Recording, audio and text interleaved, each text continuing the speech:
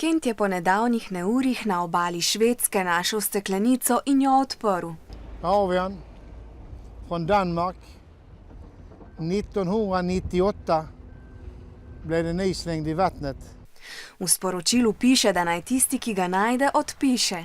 Kent je tako poiskal vrtec, v katerem so ga napisali. Vzgojiteljica je navdušena. Det synes jeg, der er rigtig skægt.